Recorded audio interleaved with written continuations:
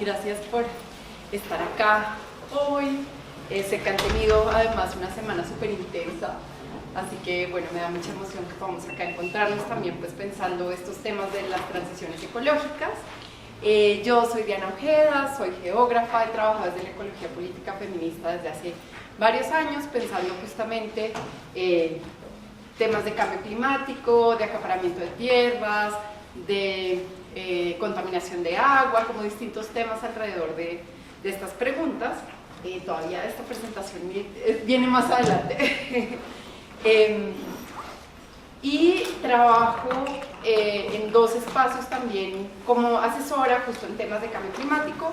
Uno es pues, un panel de la OCDE, donde se define quién y cómo se destina todas, digamos, las ayudas que son pues intervenciones de desarrollo en distintos países, incluyendo Colombia, y trabajo en el IPBES, que si ustedes saben es este panel internacional que da directrices sobre la conservación de la biodiversidad.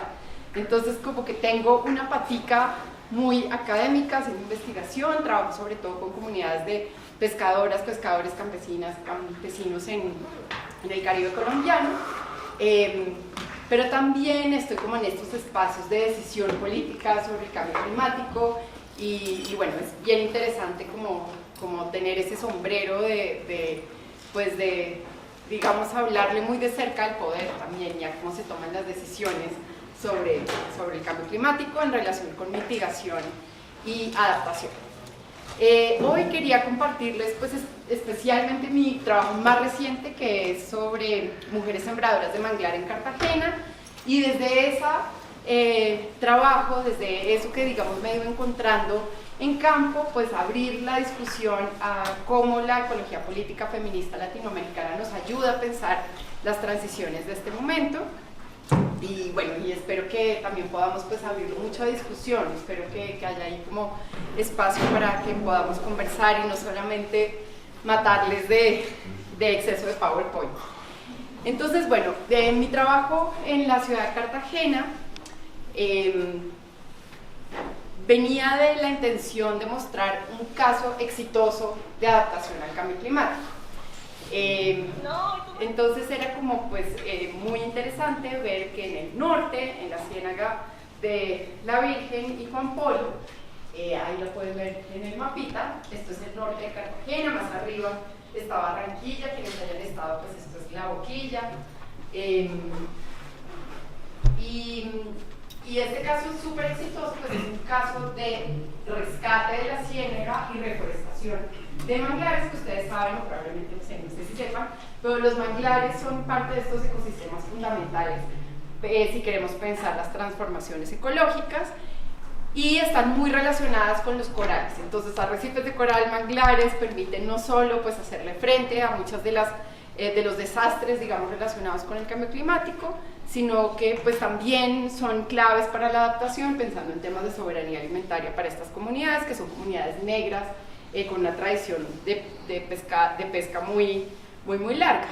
Llegué a hacer entonces este trabajo etnográfico en noviembre del año pasado, cuando hubo muchas inundaciones, que además pues ustedes saben que es muy fácil saber quiénes y dónde se van a inundar, ¿cierto? Es como que ya sabemos, como que cada vez que dicen, bueno, viene otra vez ciclo de huracanes, de inundaciones, es muy fácil saber quiénes van a ser las personas más afectadas y cuáles van a ser las zonas. Y esto lo menciono porque parte de mi trabajo ha sido señalar cómo los desastres no tienen nada de naturales, como todos estos eventos climáticos, todas estas formas que hemos visto, digamos como muy dramáticas y espectaculares de la destrucción ambiental, pues son producidas, digamos, por seres humanos y no seres humanos en general, así como las emisiones tienen como responsables a un número muy reducido de personas que son blancas, ricas, ubicadas en el norte global, hombres cis hetero en su gran mayoría. Lo mismo ocurre también cuando nos estamos pensando pues la responsabilidad sobre estas, digamos, estas catástrofes, y el hecho de que se puedan predecir, pues obviamente tiene que ver con un montón de factores y de estudios científicos, pero también tiene que ver con el hecho de que están muy asociadas las personas que son afectadas, pues a temas de raza, género, clase, de forma muy clara. Capacidad, edad, muy claro. Si ustedes se acuerdan, las imágenes de Katrina, que tal vez son como las imágenes más espectaculares que tuvimos de un gran evento climático, pues eran dos imágenes muy fuertes. Primero, las víctimas en su gran mayoría fueron mujeres negras en edad postreproductiva, porque así se miden, ¿cierto?, los ciclos de vida de las mujeres, que es una locura. Latinas en segundo lugar, y las otras imágenes muy fuertes pues era la militarización como respuesta a la crisis, ¿cierto? Y creo que Katrina es muy útil para pensar, porque nos permite ver cómo se ha ido dando estas transformaciones socioambientales ligadas al cambio climático. El número que siempre me gusta traer a la conversación para que no se nos olvide es que por cada hombre que muere en un evento asociado a desastres climáticos mueren 25 mujeres. Eso por supuesto no quiere decir que el cambio climático pues es misógino, pero sí que por supuesto el género tiene todo que ver en quiénes están siendo las personas más afectadas con estos cambios y quienes además están llevando la responsabilidad de sostener la vida en medio de esta proliferación, digamos, de la muerte. Ruthie Gilmore se refiere al racismo como una condena a muerte temprana, y me parece que es una definición muy poderosa, y creo que nos ayuda mucho a pensar esto. Y por supuesto también está, pues digamos, todo el pensamiento de Francia Márquez y su teoría de la imposición de una política de la muerte, y traigo esto a colación porque Cartagena no se puede entender sin eso, ¿verdad? Quienes han estado en Cartagena, y yo sé que muchos de ustedes pues vienen de Ecuador, tal vez no hayan visitado Cartagena. Sí, es que es muy famosa, muy turística. Cartagena es muy impresionante porque es una ciudad segregada racialmente de una forma muy dramática, digamos muy clara, porque la muralla que se usó para defender la ciudad de los ataques de los piratas es todavía la que demarca el centro histórico, que es blanco mestizo, destinado para el turismo, y que se diferencia muy claramente de una periferia claramente de personas negras. Esto tiene que ver con cómo durante el siglo XX se diseñó la ciudad para el turismo. En un principio era más turismo de playa, y después cuando pues Cartagena además es un botadero industrial impresionante, es uno de los centros más importantes industriales en Colombia, donde hay un montón de desechos, Mamonal, y bueno, un montón de zonas específicas son, digamos, zonas de sacrificio, si queremos pensar con esos elementos de la ecología política latinoamericana. Y entonces pues rápidamente se agotó lo de la idea de que era turismo de playa y tocó volverlo turismo cultural, turismo histórico, pero digamos tiene que ver con la segregación deliberada, una ciudad que sea para los turistas, y sobre todo los turistas, porque Cartagena además se construye a partir de lo que Steven Gregory llama la mirada masculina, la mirada heteromasculina, con todo lo que eso implica, por supuesto, para la racialización y sexualización de ciertos cuerpos, y se construye pues esta ciudad deliberadamente. Entonces este mapa no nos sorprende en el sentido de que, bueno, es un mapa de las inundaciones. Les pido disculpas que hay nóticas en inglés, van a ver que hay inglés y español, es Spanglish. Estos son los escenarios proyectados para el 2040, las inundaciones. Las zonas en azul se supone que son las zonas que van a desaparecer, y esto pues está muy asociado con zonas que se consideran de la periferia de la ciudad, y esta noción de periferia y centro es la que están usando distintos colectivos queer, feministas, de personas negras, que reclaman justamente cómo esta ciudad se ha construido, digamos, desde esta noción de centro-periferia, el centro histórico, la periferia racializada, y esta parte norte que tiene como esta tradición pesquera, una tradición afrodescendiente muy fuerte, pues es justamente las zonas que van a desaparecer, ¿no?, en el mapa. Entonces, bueno, yo quería ver cómo frente a toda esta imposición de desigualdad, de exclusión, a toda esta trayectoria de desechos tóxicos y de despojo de estas comunidades, cómo es que hay un caso exitoso, ¿cierto? Que además son unas mujeres negras sembradoras de manglar. Esta es la amenaza por erosión costera, de nuevo otro mapa que nos muestra muy claro cómo está súper localizado en ciertas zonas. El centro histórico entonces ha sido súper protegido. En los planes relacionados con cambio climático en Cartagena lo que se ha hecho pues es construir infraestructura para proteger el centro histórico. Por ejemplo, los espolones, estos rompeolas que se construyen para que justamente pues haya menor efecto sobre el centro histórico, lo que ha hecho pues es desplazar justamente las inundaciones hacia el norte de la ciudad, en barrios negros como por ejemplo La Boquilla, y más arriba de La Boquilla, Marlinda, Villa Gloria, que bueno, no sé si hayan tenido la oportunidad de conocer, pero más al norte, como les digo, la Ciénaga de Juan Polo, que se conecta con la Ciénaga de la Virgen.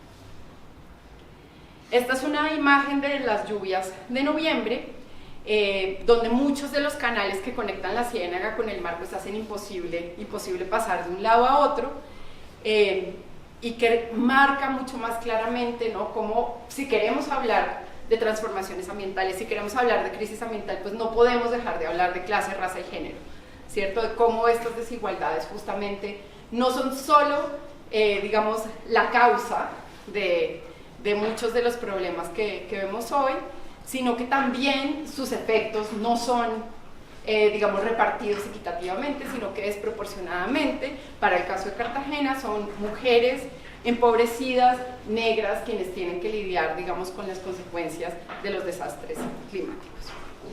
Esta es una foto de la entrada de Villa Gloria, también, bueno, súper inundada, y como claramente pues este escenario de cambio climático. Esta es la entrada de Villa Gloria, donde dice: nosotras y nosotros estaremos siempre conservando nuestra historia, la de los pueblos negros afrodescendientes, protejamos lo nuestro. También pues están, digamos, esta valla, que es: las mujeres de Villa Gloria exigimos respeto, que hablan mucho pues de todas estas dinámicas de marginalización y empobrecimiento dirigidas hacia estas personas específicamente. Y esto contrasta claramente con la Fundación Serena del Mar.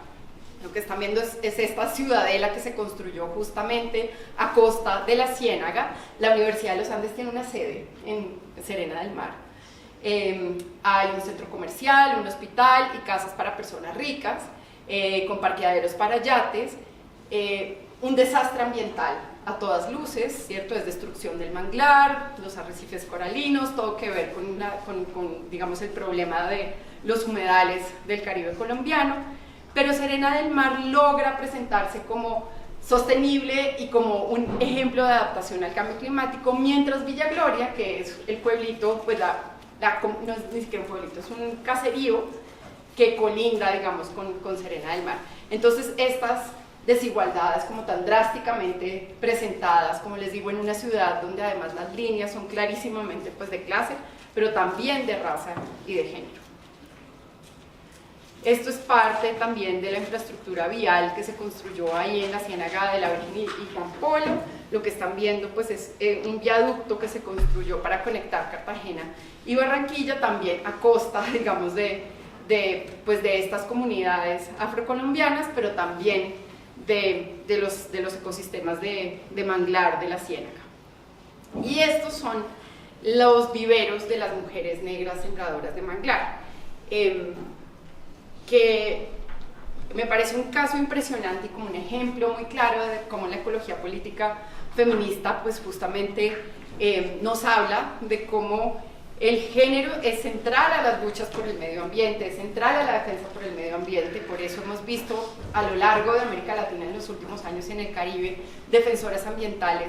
No es casualidad que sean Macarena Valdés, Betty Cariño, Berta Cáceres, Francia Márquez, Mariel Franco, quienes han, digamos, entregado su vida, algunas literalmente, a la causa de la defensa ambiental y hacer frente a todas estas desigualdades.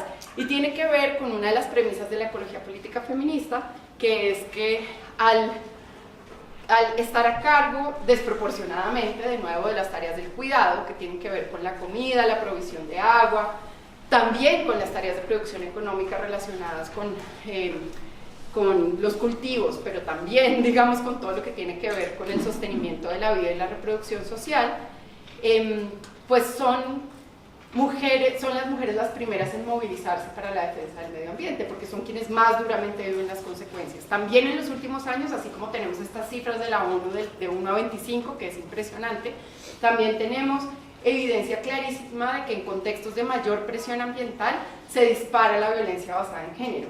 Entonces, cuando tenemos economías donde es mucho más difícil acceder a la comida, donde la comida se vuelve algo que se tiene que comprar y solo pocas personas van a tener acceso a empleos, digamos, o a formas de acceder al dinero para poder comprar comida, que es una locura, ¿cierto? Esto es aberrante, que gente que sabe sembrar la tierra, que con 2 hectáreas le da comida a toda su familia, a toda una comunidad durante un año, tenga que comprar comida, pues eso pone, digamos, estas comunidades en situaciones de mucha presión, donde se profundizan las desigualdades de género. Entonces, pues este caso exitoso de esperanza absoluta mundial, donde además estas mujeres ya han sembrado cerca de 80 hectáreas de mangle, sin recibir, digamos, mucho a cambio. O sea, las plántulas empezaron como una compensación por el daño que causó la construcción del viaducto y de Serena del Mar. Entonces, las primeras plántulas que recibieron, digamos, sí tuvieron como esta idea de, bueno, ya aplaquen, ¿cierto?, a estas comunidades. Allí no se hizo consulta previa, porque aunque estas son comunidades negras, no tienen títulos de propiedad porque se consideran barrios de invasión, ¿cierto? Se consideran, porque la historia larga de esta zona es que es la hacienda Los Morros. Está esto muy claramente explicado, por ejemplo, en el trabajo de Mónica Herrera, que se lo súper recomiendo. Creo que le cambié el apellido a Mónica, se me acaba, creo que sí es Herrera. Ahora yo reviso, les confirmo el apellido porque el trabajo de Mónica es súper importante. Pucha, la memoria. Está súper bien documentado cómo pues es una historia de despojo, como los grandes hacendados de los apellidos de siempre de la ciudad de Cartagena, los Araujo y los Jaimes, pues llegan a estas tierras despojando comunidades campesinas negras, históricamente, cómo se empiezan a apropiar de los distintos territorios, se empiezan a desplazar a la gente, en algunos casos pues usando violencia directa, en otros esas conexiones con la política y la ley, en otros casos usando lazos de compadrazgo. Entonces, en muchas de las historias orales y las historias de vida de estas mujeres está la historia de, no, mi abuelo le abrió la puerta a estos blancos, se volvieron los padrinos de nosotros y cuando menos nos dimos cuenta era que tenían títulos y nos empezaron a sacar. Entonces es una historia de despojo, digamos, impresionante, que se ha sostenido a lo largo de los años. Ustedes adivinan muy bien, en alianza con formas de violencia estatal y paramilitar, que digamos es una parte central de la historia de Colombia. Tal vez eso ya, digamos, lo han leído, quizás se lo han encontrado antes, pero digamos esto de la paraeconomía, la parapolítica, juega un papel fundamental en términos del acaparamiento de tierra y agua. Entonces resulta que quienes fueron despojados ahora son invasores, ¿no? Que termina siendo, digamos, como la historia de muchos lugares pues en Colombia y definitivamente en América Latina. Entonces, aunque ellas reciben, digamos, estas primeras plántulas, ellas deciden seguir haciéndolo, en parte porque entienden mucho la conexión entre mangle y peces, entre mangle y comida, entre mangle y arrecife, entre ciénaga y mar, entre tierra y agua, que creo que no está muy clara. Muchas de las personas que, por ejemplo, se encargan, pues digamos, los expertos, los funcionarios, tienen visiones muy partidas de los ecosistemas, de las áreas, y como que esta conectividad y esta historia sí está muy clara en las narrativas de las pobladoras de Villa Gloria. Y pues es un caso impresionante como ver justamente cómo pues hay un montón de especies de aves, cómo empiezan a volver especies de cangrejos y jaivas, pianguas o pues estos bichitos filtradores, chipi, bueno, muchos otros. Esto es como otra imagen de arroz con chipi total, yummy. Esta es otra imagen, ¿no?, de cómo, por ejemplo, se ven pues, los canales reforestados. Esta es una imagen de las mujeres, digamos, en sus guarderías. Y un poco lo que yo también encontré, pues es que las mujeres hacen este trabajo como extensión del trabajo de su huerta. Entonces tienen la huerta de donde salen, por supuesto, pues las hierbas, las aromáticas, todo lo que se necesita también para sostener la vida, ¿cierto? Y esto es un dato súper importante, aunque creemos que la comida viene de las grandes plantaciones y los grandes monocultivos que han sido vendidos como parte de la seguridad alimentaria, que está súper comprobado que es parte del desastre ambiental. La gran cantidad de la comida que comemos viene de pequeños y pequeñas productoras y sobre todo de huertas. En Bogotá la gran mayoría de la soberanía alimentaria depende de huertos urbanos, que son mujeres con macetas. Lo mismo ocurre para la ciudad de Cartagena. El trabajo de Rosanne Cohen es súper importante para entender, digamos, estas dinámicas.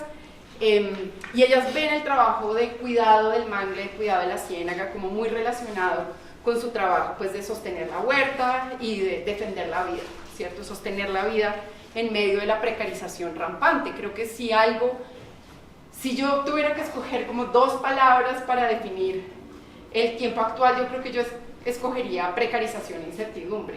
Y creo que eso tiene que ver con la destrucción ambiental, que la hemos visto, pues, en distintas dimensiones y distintas formas, en distintos lugares, pero tiene también que ver con esto que las geógrafas feministas, por ejemplo Cindy Katz, o pensadoras feministas como Verónica Gago, llaman el ataque rampante a la reproducción social, como lo que hemos vivido en las últimas 3 décadas, con eso que ha sido también denominado la larga noche neoliberal, ha sido un desmonte y un ataque frontal a todo aquello que sostiene la vida, la vivienda, la educación, la salud, todo aquello que tal vez con la pandemia nos dimos cuenta que era lo más importante, pero rápidamente estamos como si no hubiera pasado nada. La gente se sigue enfermando, el COVID sigue, hay un montón de discapacidades asociadas al COVID, pero pues terminan siendo temas de mujeres, porque son las mujeres quienes se encargan del cuidado, quienes se encargan de, digamos, de llenar el vacío que deja justamente el retiro del Estado de estos, del Estado y de, digamos, redes de comunitarias, y el asalto, digamos, a lo comunitario y a lo común. Esos vacíos que quedan los llenan las mujeres con trabajo, y esto se ve muy claro en las encuestas de uso del tiempo. Las mujeres en América Latina dedican 8 horas a trabajo no remunerado diarias, los hombres solo 2 horas. Bajaron 45 minutos la participación de los hombres a raíz de la pandemia, el de las mujeres aumentó en 3 horas. Entonces, justamente ese hueco que queda cuando desmontamos todo eso que protege a la precarización, que protege frente a la precarización, a la incertidumbre, eso se llena con trabajo feminizado, que en su gran mayoría recae sobre mujeres, pero también con niñas. Las niñas tienen jornadas de trabajo larguísimas en distintos lugares, pero también con trabajo migrante, población racializada, y de eso podríamos hablar horas y horas también, digamos, a propósito del caso de la crisis migratoria venezolana.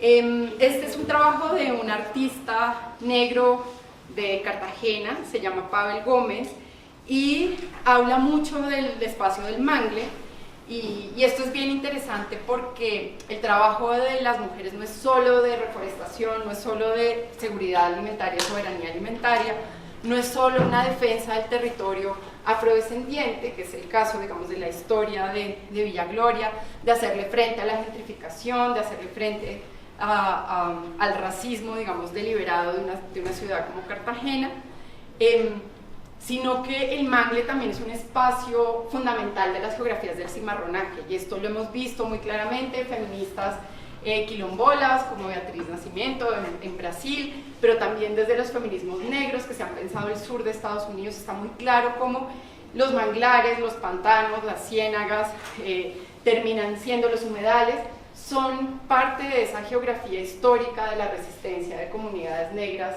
digamos, en el Gran Caribe, incluyendo el sur de Estados Unidos, y muy asociadas con cómo se ve la plantación hoy. Mucho del trabajo desde las ecologías negras y desde los distintos feminismos negros en América Latina tiene que ver con cómo se da y en el Caribe, por supuesto, cómo se da la continuación de la plantación. Entonces, la plantación algodonera, la plantación cañera, de caña de azúcar, la plantación de palma aceitera, cómo termina reforzando, digamos, estas lógicas de dominación, subordinación, expropiación, explotación, despojo, que son las que están, digamos, detrás de las geografías del manglar. Entonces Pavel en su trabajo artístico, que no incluye pues solamente, digamos, ilustración, cómic, sino mucho graffiti, proyecciones en los edificios, no creo que tenga acá más imágenes, no, pero por ejemplo, proyección en los grandes hoteles, en Serena del Mar, en el Hotel de Camerón, en el Hotel de las Américas, diciendo con apellidos claramente, nombrando quiénes son los culpables del despojo y de la exclusión, digamos, sistemática de personas negras. Entonces, bueno, él lo nombra Mangles y Marrón y dice: estas tierras nos pertenecen a nosotros y a todos nuestros hermanos negros. Mangle Bencos, ¿cierto? Haciendo referencia a Bencos Biojó. La gente blanca mestiza con sus hoteles, borran lo nuestro, borran los mangles.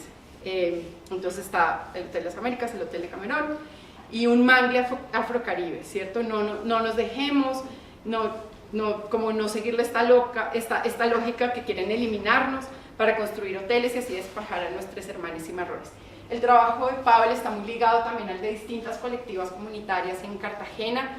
Hay colectivas impresionantes que también están, digamos, muy ligadas con la defensa del manglar y con hacerle frente a la violencia policial, porque los manglares, así como son geografías claves del cimarronaje, son geografías también claves de la eliminación de jóvenes negros por parte de la policía. Entonces la violencia policial está muy amarrada con esto, terminan siendo botaderos de cuerpos los manglares, y esto es algo en lo que están trabajando estas distintas comunidades. Entonces, bueno, quería empezar por aquí compartiéndoles, digamos, un poco de esta experiencia de trabajo en el Caribe colombiano, para pasar entonces a hablarles ya, digamos, más directamente de cuál es esta tradición de ecología política y cómo la ecología política latinoamericana se puede distinguir, digamos, de las otras tradiciones de ecología política. Estaba pensando que la recuperación de los mangles es ahora, me parece, algo que está poniéndose de moda, como técnicas no solo de reforestación, sino también de offset de carbono. Bonos de carbono, los bonos azules. El bono azul, que se Cosas muestra por el estilo. Entonces esto Sí, está total. pasando en lugares desde Mozambique hasta, bueno, no sé, Myanmar. Es una estrategia que está empezando a ganar mucha atracción en los lugares, digamos, mainstream, por organizaciones bastante medias. Quisiera de pronto, yo lo veo con muchísima desconfianza y con, digamos, como mucho escepticismo sobre eso, pero de pronto tú nos podrías ahondar un poco sobre dónde están esos riesgos y esas tensiones que se están dando cuando, no sé, tenemos una empresa de combustibles fósiles diciendo queremos hacer offset y estamos invirtiendo en la recuperación del mangle en Mozambique. Cosas Tal cual, sí, que es lo mismo que pasa, digamos, con muchos de estos proyectos de siembra de mangle también. Entonces uno no puede decir como no, o no lo hagas, no, pero también uno sabe que hay algo que huele mal detrás de todo eso. Sí, total. Gracias por esa pregunta, porque esa es parte del contexto muy importante, y es que, digamos, manglares y corales se han vuelto digamos, el niño precioso de todas estas políticas de intervención, digamos, de intervención en nombre del desarrollo. Y sí, los bonos azules se ven como una nueva frontera, que por supuesto es una nueva frontera de acumulación.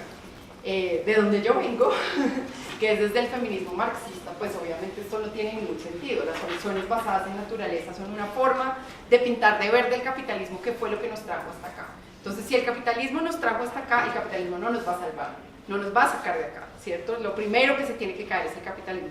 Se imaginarán que yo he dicho esto en el IPCC, en el IPES, en la OCDE, de formas distintas, por supuesto, pero es parte de ese problema. Son fronteras de acumulación que lo que hacen es profundizar el despojo, que tienen que ver con la financiarización de todo, ¿cierto? De encontrar formas y tecnologías de acumulación. Digamos, Verónica Gago habla mucho de esto, de cómo en la matriz extractiva, ya no habla, digamos, de proyectos de extracción o de extractivismo, sino de una matriz extractiva. Un punto fundamental es justamente esas tecnologías que se vuelven formas de despojo. Y de nuevo, en el despojo, pues es fundamental pensarlo en términos de clase, raza y género. El trabajo de Catalina Quiroga es súper importante para esto. Si no la conocen, es una geógrafa feminista haciendo un trabajo impresionante, y su tesis doctoral que está pues haciendo en este momento, de hecho está metida en uno de estos manglares hoy, una de esas fotos me la mandó ella, es justamente sobre los bonos azules y sobre, digamos, todo esto de cómo se ve el manglar. Lo que fue muy interesante para mí es lo inesperado, ¿cierto? Que pues tal vez inesperado ante estos ojos muy grandes de estos paneles de expertos internacionales, todos muy blancos, todos muy encorbatados.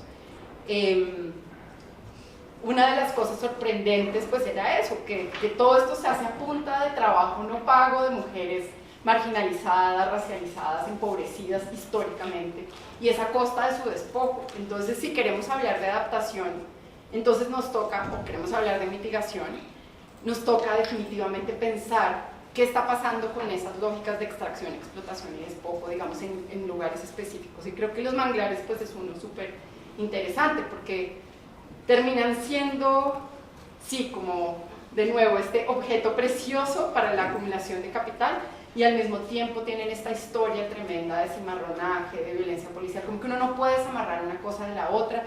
Muchos digamos, de los asentamientos que se dan en zonas de ciénaga y de manglar vienen por despojo de tierras. Muchas veces lo que la gente está haciendo es ganarle tierra al mar o tierra a las ciénagas.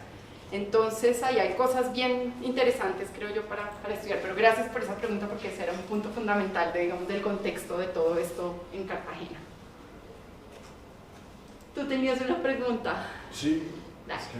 Y si puedes decir tu nombre, qué pena que no tenemos mucho tiempo como para presentar. La pregunta es, Nicolás, ¿me dijiste? Sí, este trabajo que visibiliza a las comunidades negras, no invisibiliza a las comunidades indígenas que eran de verdad los poseedores del territorio, porque los negros llegamos con los blancos, o sea, los que estaban ahí eran los indígenas. Entonces pienso que, o sea, a mí lo que me queda la duda es, si se habla de despojo, pues los negros no tendrían por qué hablar de despojo, sino en realidad de las comunidades, o sea, las comunidades originarias, como los indígenas. Y yo, por ejemplo, no conozco, yo viví en Cartagena y no conozco qué comunidades estaban allá, ¿sí? Y hasta la fecha. Ese era como el... y Calix. Entonces, es eso.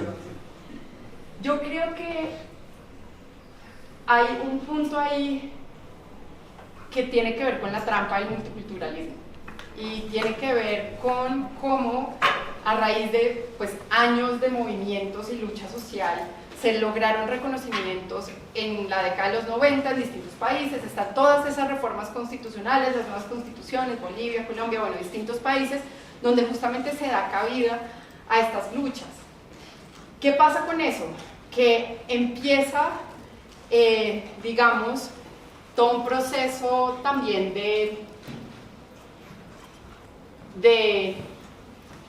ubicar en distintas casillas a distintos grupos, y el multiculturalismo, si bien abre algunas puertas, son puertas muy estrechas. La gran mayoría de indígenas, la gran mayoría de personas negras no cabe dentro de esas lógicas, y pensar dentro de la lógica del multiculturalismo colombiano, desde ese multiculturalismo oficial y estatal, que una persona sea campesina y negra, y sea campesina e indígena, y sea indígena y negra, es imposible, porque los caminos, digamos, están demarcados de otra manera. Yo he estudiado el caso de restitución de tierras, hay un artículo, si les interesa, esto lo he escrito en algún lado, el artículo se llama Use Space, que tiene que ver con eso, con cómo justamente, pues, esto, digamos, estas lógicas frente a las cuales empezamos a pensar quiénes son qué, son unas lógicas que de todas maneras tienen un trasfondo colonial muy largo, y que además se dan justamente con la imposición de las lógicas neoliberales. Entonces es muy loco, porque esto no es un regalo del Estado, o sea, papá Estado no le regaló nada a las comunidades indígenas y negras, son siglos de lucha que terminan como transformados en una cosa horrible, despolitizante, que justamente enfrenta a comunidades dentro de sí mismas. No sé si ustedes han tenido pues la experiencia, pero entonces empieza mucho la disputa de quién llegó primero, quién es colono, quién es invasor, y eso justifica muchas formas de despojo dirigido, digamos, desde el Estado. La historia de la colonización de las fronteras es una historia larguísima de genocidio, digamos, en el caso colombiano. Entonces, con todo este preámbulo largo, voy a que creo que también es importante como cuestionarnos qué significa ser negro, ser indígena, ser mestizo en cada contexto. Las formaciones raciales son distintas en cada lugar. El racismo siempre está, eso no quiere decir que no exista racismo, sino que las formaciones raciales son muy específicas a un momento histórico y a un lugar, y que justamente la pelea por quién llegó primero y quién tiene más derecho pues puede ser muy peligroso. Por ejemplo, la línea negra, ¿cierto? En la Sierra Nevada de Santa Marta. Campesines colones que llegaron en digamos, la segunda mitad del siglo XX por todos estos proyectos de colonización dirigida, por el boom de la marihuana, por supuesto, en los 70, la coca después en los 80, amapola también entra ahí. En este momento, digamos, tenemos políticas estatales donde indígenas le compran tierra a campesinos para sacarlos de ahí, ¿cierto? Entonces creo que hay complejidades para entender en cada lugar, y que creo que la idea de quién llegó primero puede ser peligrosa para justamente pues dividir comunidades y para despolitizar la lucha por la tierra. No sé si ustedes se dieron cuenta que entre más se habla de los derechos territoriales, menos hablamos de la lucha por la tierra, porque se vuelve una cosa pues criminalizada, porque la lucha por la tierra pues huele a todo eso que es peligroso, ¿no? Al enemigo interno, esta idea del guerrillero que está siempre escondido en cualquier campesino, tiene que ver, todo que ver con el Plan Colombia, todo que ver con la historia de la Revolución Verde. Nos podemos quedar aquí todo el día hablando de esos temas, pero sí hay una cosa muy importante, y es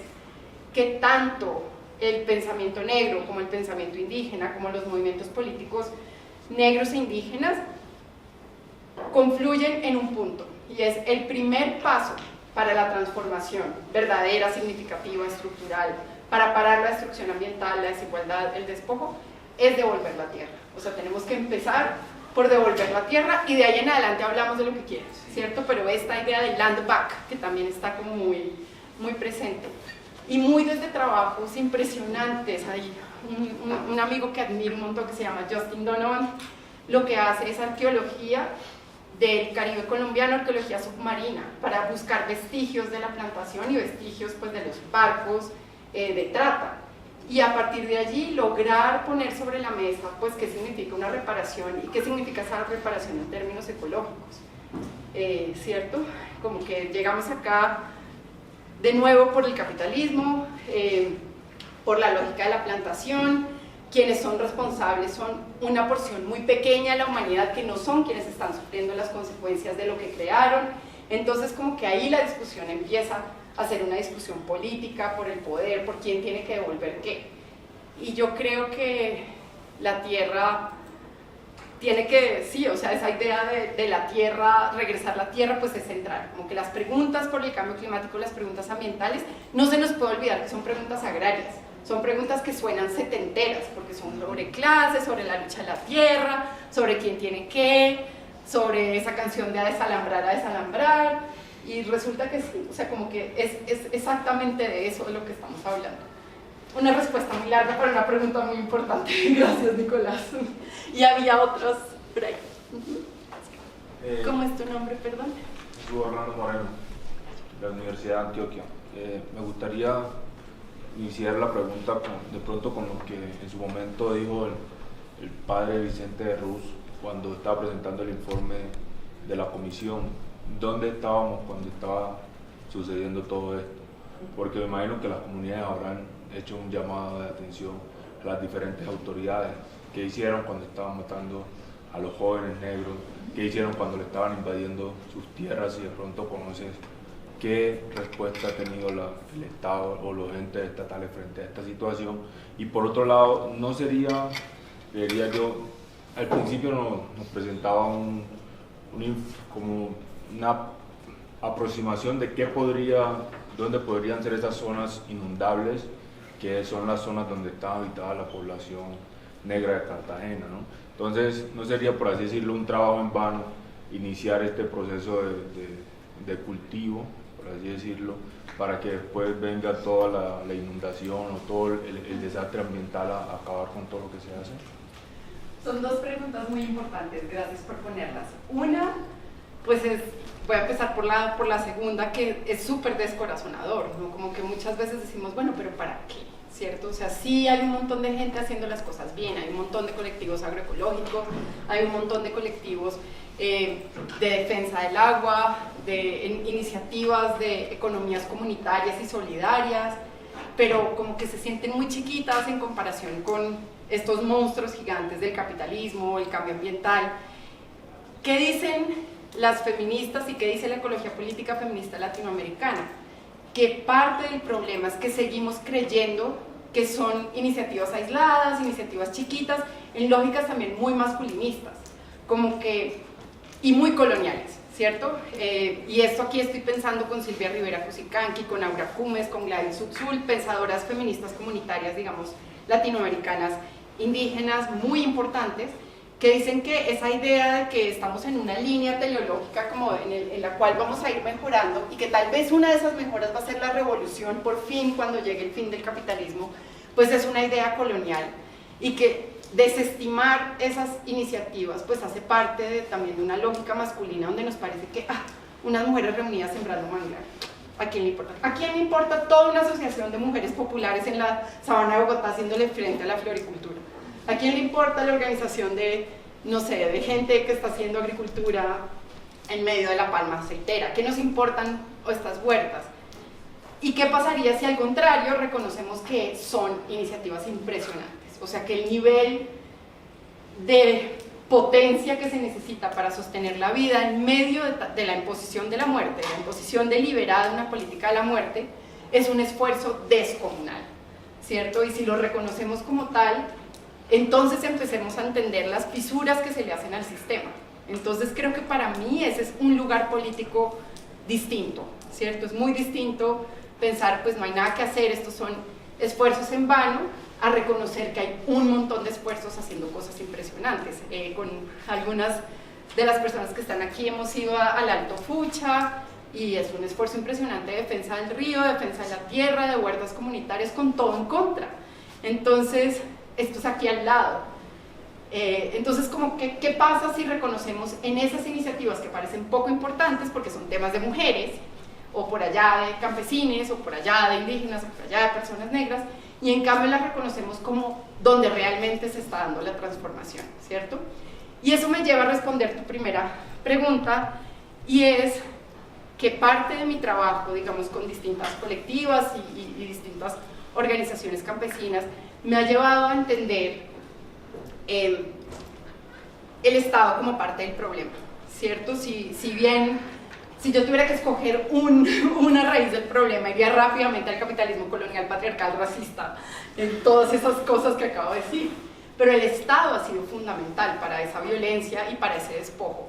En un trabajo específicamente sobre el cambio climático, Alejandro Camargo y yo escribíamos sobre esto, sobre cómo las formaciones estatales alrededor del cambio climático. Alejo escribe sobre adaptación, yo escribo sobre mitigación, y cómo las iniciativas del Estado colombiano en el Caribe colombiano sobre mitigación y adaptación son formas de despojo. Y creo que eso no se nos puede olvidar, que cuando creemos que el Estado nos va a salvar, se nos olvida que ni el Estado ni el mercado nos va a salvar, ¿cierto? Que el Estado y el mercado son parte del problema. Por supuesto, el Estado no es un solo ente, el Estado es muchas cosas, toca hablar de formaciones estatales, hay trabajos interesantísimos también para hablar de paticas específicas del Estado y cómo funciona, digamos, cómo funcionan esas burocracias específicas, esas formas del Estado distintas, porque el Estado pues tiene muchas caras. Una cosa es lidiar con el bienestar familiar, y otra cosa es lidiar con la comisaría de familia, y otra cosa es lidiar con el juzgado de familia, si alguna ha tenido que poner una denuncia por pensión alimenticia. Podemos hablar de eso cuando quieran. Tiene, digamos, todo que ver con cómo enfrentamos el Estado de formas distintas. Quien ha tenido que cruzar una frontera, como la haya cruzado, se encuentra con el Estado, ¿cierto?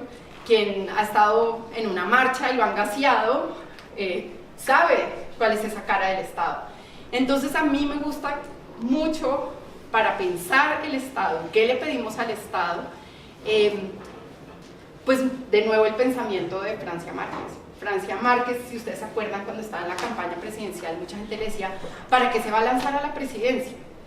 Y esta pregunta era como que le llegaba al fondo de su corazón, o sea, primero era como gente blanca diciéndome qué hacer, ¿cierto? Entonces como, de nuevo, hombres blancos diciéndole a una mujer negra que no puede hacer lo que necesita hacer, como que esta historia colonial racista no me la voy a bancar, misógina, ¿no? Esa era la primera reacción. Y la segunda es como ella respondía a la pregunta. Ella decía, hay que ocupar el Estado para hacerlo trabajar en contra de la violencia que produce. Y a mí me parece que esa es de las teorías más sofisticadas del Estado que podemos tener en Colombia, junto con la de Ingrid Bolívar, que es otra pensadora del Estado colombiana maravillosa, profe de los Andes, que justamente nos habla de eso, nos habla de la violencia que ha producido el Estado. Entonces el Estado tiene un papel fundamental como despojador, como aniquilador, ¿cierto? Una cara muy presente del Estado para estas comunidades en el norte de Cartagena es la violencia policial. Y la violencia policial que lleva años llevándose a los jóvenes negros de Cartagena. Y hay otras caras del Estado, por supuesto, por eso digo que nos toca, que nos podríamos quedar acá un montón de tiempo, pero por ejemplo Ingrid Bolívar hace una pregunta también muy importante. Ella dice, ¿de dónde viene nuestro deseo por el Estado? El deseo por el Estado es bien extraño, es bien particular. ¿Por qué desearíamos el Estado? ¿Cierto? ¿Por qué nuestra reacción inmediata es una reacción autoritaria de muchas maneras? No sé, por ejemplo, trabajo sobre el cambio climático, como Parenti, como Andreas Malm, son reclamar el Estado, que el Estado vuelva. El Estado no se ha ido a ningún lado. Lo que pasa es que el Estado ya no invierte en educación, invierte en gasto militar. Bueno, eso cambió un poquito este año. Si vieron los números es como wow. Pero el Estado no se ha ido a ningún lado. El Estado se ha convertido en cárceles, el Estado se ha convertido en bases militares, el Estado se ha convertido en armas para el ESMAD, en ampliar filas, no se ha convertido en más plata para las universidades, que podemos hablar de las universidades también, horas, ese tema también me interesa un montón. Entonces creo que sí, que tiene que ver como con esa pregunta tan importante de Ingrid Bolívar por el deseo del Estado, y otra genia maravillosa que para mí es la académica más importante que tiene Colombia. Si tuviera que escoger una sola persona que haya producido conocimiento en este país, escogería Mara Viveros Vigoya, sin dudarlo dos veces. Y Mara tiene un texto súper importante que escribe justamente en los tiempos del Uribato sobre la figura de Uribe, y dice que es masculinidad heteronormada blanca, y que cuando el país, digamos, se reconoce dentro de esta idea de la mano dura, pues es una lógica patriarcal muy peligrosa la que está ahí. Entonces cuando pedimos el Estado, cuando pedimos orden, cuando pedimos ley, cuando pedimos seguridad, ¿qué estamos pidiendo y quién lo está pidiendo? ¿Cierto? Y aquí, bueno, hay una discusión gigantesca sobre qué es seguridad y para quién. La seguridad solo asegura pocas cosas, asegura sobre todo propiedad privada, asegura sobre todo la propiedad privada de hombres blancos. El resto nos paran, nos piden papeles, nos echan gas, ¿cierto? Dependiendo de cómo se juega justamente la clase, la raza, el peinado, los tatuajes, todas esas otras cosas que nos ubican, digamos, como parte de esa violencia estatal. Nos toca dejar ahí.